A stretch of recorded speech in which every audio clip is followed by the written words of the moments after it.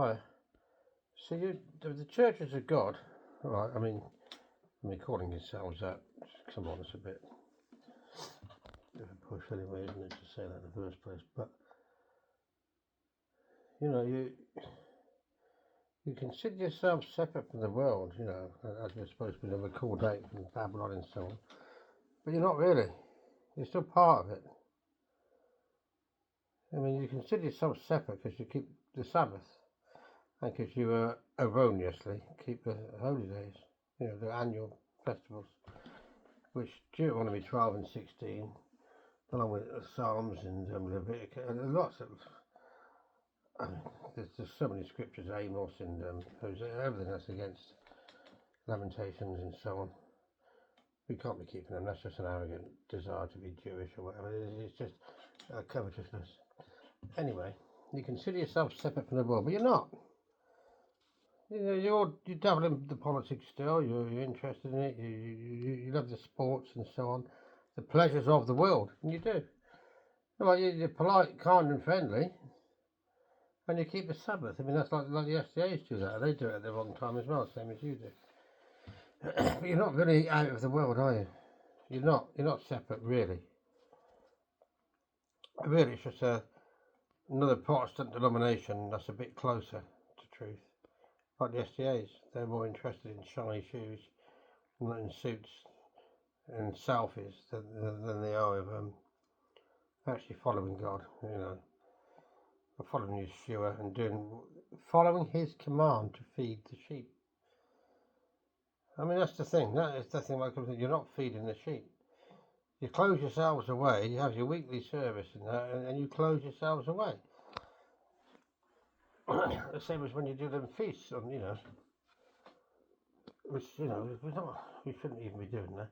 You're feeding the very biblical definition of feeding your own bellies rather than finding and feeding the lost sheep.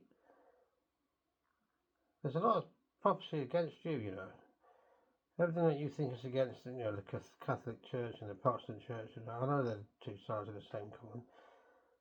We know the harlot church is Rome.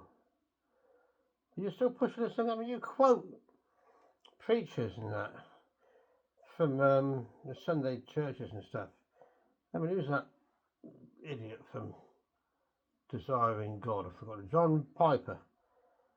I mean, he's got this. He's got this wrong about the Sabbath. He's got it wrong about the Ten Commandments. But you quote him and you're all and you tolerate it. You don't rebuke him. You don't fulfil the royal law according to James 2:8 and Leviticus 19:15 to 18. You don't do that, do you? Which is because you think the royal law is just yourselves obeying the Ten Commandments, but it's not. It's teaching the Ten Commandments. And you don't see it. I mean, I didn't see it when I was with you because, I mean, driving miles and miles to have a meeting, thinking you're doing the right thing as you're meeting up, spending an hour, whatever, setting up equipment, sitting and talking about the world, and then sitting down and listening to someone talk to you, and doing all that again. It's just another day of work, really, isn't it? It's not a Sabbath rest. It's not healing. You're not discussing things. You're not iron sharpening iron. And you've got the timing wrong anyway. Days begin at dawn. It's so clear when God shows it to you. Days begin at dawn and we can't do the feast now. Until you get those two, that's two major things that you've got wrong. And it's excluding you from seeing truth. Please, churches of God, listen. Listen to the actual watchman. The watchman at straightastthegate.net. They're the only, I've looked around and searched, the prophecies, the scriptures, the knowledge, the meat in due season that is coming to these people because they're obeying. And I know you want to, you have a heart for God. You really, really need to have a heart to understand what the royal law is, because that's the bit you miss. You're right about the Ten Commandments being eternal. You're right about sacrificial law being gone, but you're still clinging on to this. The way the tithing thing you've got is a Levitical thing, which is wrong. And you're doing the day starts at dawn. It does not start in the evening. That's so easily. It's so easy to see now, and we can't do the feast now. That's really holding you back. Please, I mean, there's literally millions of you. All right, you probably make it into the second Exodus. I don't know, but you're certainly in the 144,000. Certainly not the elect. Not the way you're going.